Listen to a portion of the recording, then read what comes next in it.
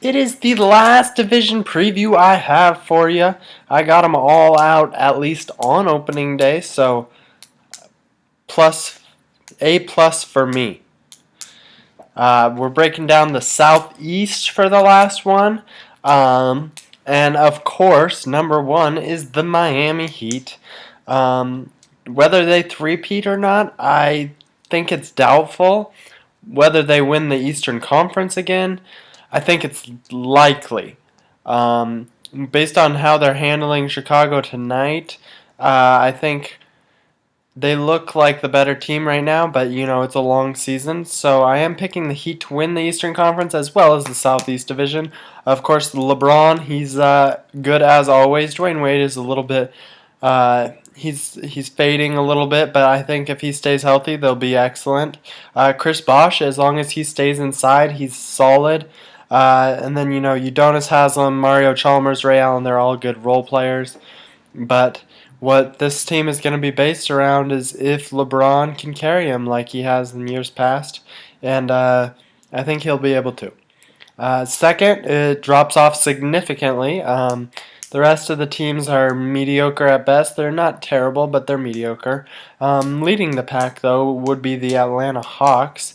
Losing Josh Smith does hurt, but I think as long as Jeff Teague can step up as a scorer, as a leader of the team, they'll be okay. They also have Lou Williams. He's entering the season a little bit injured, so he needs to be healthy for the Hawks to do well.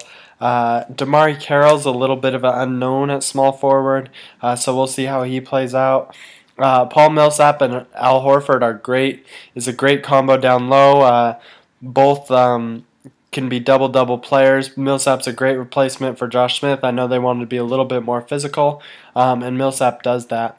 They also have Elton Brand as their sixth man, and it really gives them a good rotation that they can have down low. And it makes the Hawks a competitive team. I could see a fourth to eighth seed for them. Washington I have next.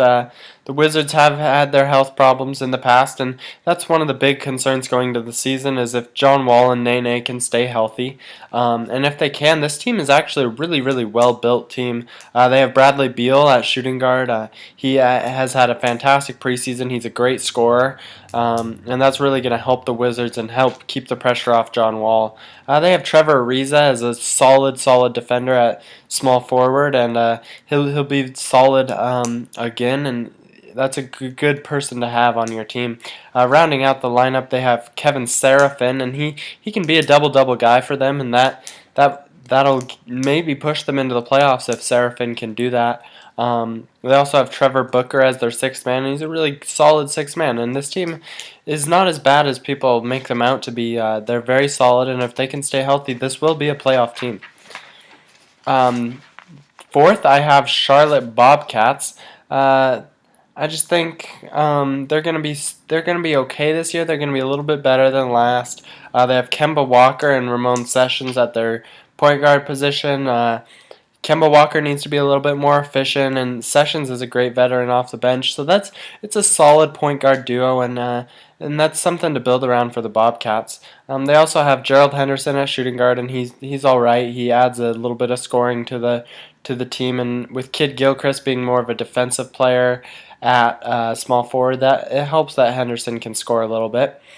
Cody Zeller's their power forward, and I'm wondering what he can really bring to the Bobcats. I think he needs to step up a little bit this year. Al Jefferson was a good addition at center. He brings double double to the team, and really something they can have down low to really build around. Uh, Rounding out the division, I have the Orlando Magic. There's been a lot of hype around this team, especially sixth man, possible starter Victor Olapido. He's a very promising rookie. He looks very good in the preseason, and I think he'll be okay for the Magic. I don't think he will be excellent right away, and this is a team that's building. And they have young players like Maurice Harkless and Tobias Harris that they can build around along with Victor Olapido. But this is another team that's going to be looking towards the strong 2014 draft class. They have Jameer Nelson and Aaron Aflalo, good veteran players. Nelson was a former All-Star, so he definitely brings a good veteran leadership to the team. And Nikola Vukovic is a very solid true center, something we don't see very much of anymore in today's NBA. But I just don't think the Magic have enough talent to make the playoffs this year, but they do have a solid core that they can build around. That's it for the Southeast Division preview, and that is it for all of my division previews. Remember to check out my blog. We put polls up there. We'd love you to respond. It makes my life a little bit funner. Funner? Yeah, that's not a word. But follow me on Twitter. You know the deal.